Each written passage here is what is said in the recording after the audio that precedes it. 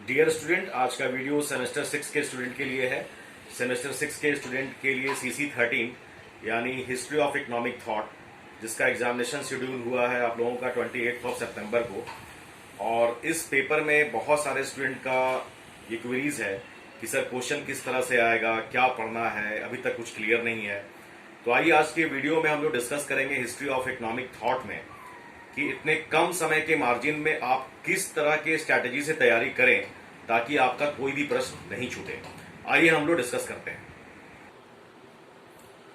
आइए बात करते हैं हिस्ट्री ऑफ इकोनॉमिक थॉट में। हिस्ट्री ऑफ इकोनॉमिक थॉट में 3 ग्रुप में क्वेश्चन आएंगे, group A, group B and group C. सबसे पहले बात करते हैं ग्रुप बी में।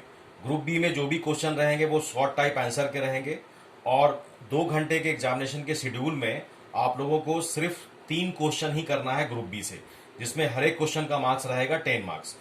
तो ग्रुप बी के लिए मैंने कुछ इंपॉर्टेंट टॉपिक 10 टॉपिक को सेलेक्ट किया है जिसको आप अच्छी तरह से तैयार कर लें। सबसे पहला है concept of new welfare economics, यानी नव कल्याणकारी अर्थशास्त्र की अवधारणा क्या है।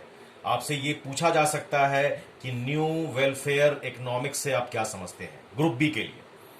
सेकंड टॉपिक है व्हाट इज क्वासी रेंट, यानी आभास लगान क्या है। ये बहुत इंपॉर्टेंट टॉपिक है, इसको इग्नोर बिल्कुल नहीं करना है, अच्छी तरह से तैयार कर लीजिए ग्रुप बी के लिए।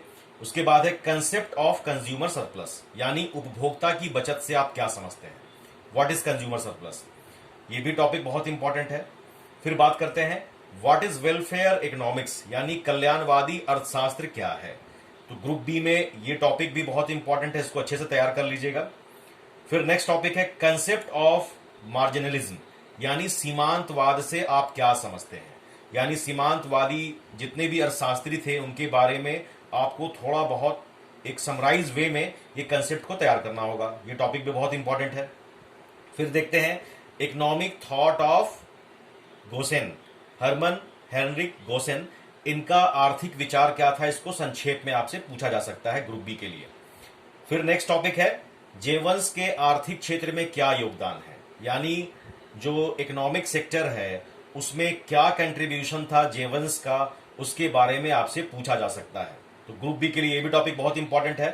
फिर बात करते हैं वॉलरस के सामान्य साम्य सिद्धांत को बताएं, यानी वॉलरस जो अर्थशास्त्री थे उन्होंने जो जनरल इक्विलिब्रियम थ्योरी दिया था उसके बारे में आपसे कंसेप्चुअल क्वेश्चन पूछा जा सकता है। फिर नेक्स्ट टॉपिक है थुनेन के मजदूरी के सीमांत उपज के सिद्धांत को समझाएं। तो ये टॉपिक भी बहुत इंपॉर्टेंट है, इसको आप तैयार कर लीजिएगा। फिर है ड्रेन थ्योरी, यानी प्रवाह का सिद्धांत। दादा भाई नौरोजी के इकोनॉमिक थॉट में आप देखिएगा प्रवाह सिद्धांत का अच्छी तरह से व्याख्या किया गया है। तो व्हाट इज ड्रेन थ्योरी, प्रवाह का सिद्धांत क्या है, ये ग्रुप बी के लिए बहुत इंपॉर्टेंट टॉपिक है। फिर देखते हैं थ्योरी ऑफ ट्रस्टीशिप, यानी न्यासवाद का सिद्धांत। महात्मा गांधी के आर्थिक विचार में ये टॉपिक है। तो ट्रस्टीशिप के कंसेप्ट को अच्छी तरह से आप तैयार कर लीजिए, ये भी ग्रुप बी के लिए बहुत इंपॉर्टेंट टॉपिक है। अब बात करते हैं ग्रुप सी के लिए। तो ग्रुप सी में लॉन्ग टाइप आंसर पूछे जाएंगे। तो ग्रुप सी में 2 घंटे के एग्जामिनेशन शेड्यूल में आपको दिया जा सकता है 4 क्वेश्चन, उसमें से किसी एक प्रश्न का आंसर आपको करना है, जिसमें एक क्वेश्चन का मैक्सिमम मार्क्स 20 मार्क्स का रहेगा। तो इसमें कुछ एक टॉपिक है जो मैंने आपके लिए सेलेक्ट किया है। टोटल 8 टॉपिक को मैंने चुना है आपके सिलेबस से, जो बहुत इंपॉर्टेंट है। सबसे पहले देखते हैं शुम्पीटर के आर्थिक विकास और व्यापार चक्र के सिद्धांत को समझाइए, यानी शुम्पीटर के जो भी इकोनॉमिक थॉट थे उसमें उन्होंने इकोनॉमिक डेवलपमेंट और ट्रेड साइकिल के बारे में जो कुछ भी थ्योरी दिया है उसको आप अच्छी तरह तैयार कर लीजिए। Schumpeter is very most important topic. Next है विक्सटीड, यानी विक्सटीड के इकोनॉमिक थॉट के बारे में पूछा जा सकता है। तो आपको इसमें explain the economic thought of Wicksteed, तो ये भी टॉपिक बहुत इंपॉर्टेंट है, ये दोनों टॉपिक तैयार कर लीजिएगा। फिर नेक्स्ट क्वेश्चन है मार्शल के बारे में, कि मार्शल अपने युग के सबसे महान अर्थशास्त्री क्यों माने जाते हैं, उनके आर्थिक योगदान को समझाएं। यानी मार्शल के जो इकोनॉमिक थॉट थे और इकोनॉमिक्स में जो भी उनका कंट्रीब्यूशन था उसके बारे में आपको संक्षेप में लिखना है। तो मार्शल बहुत इंपॉर्टेंट टॉपिक है, इसको भी आप तैयार कर लीजिए।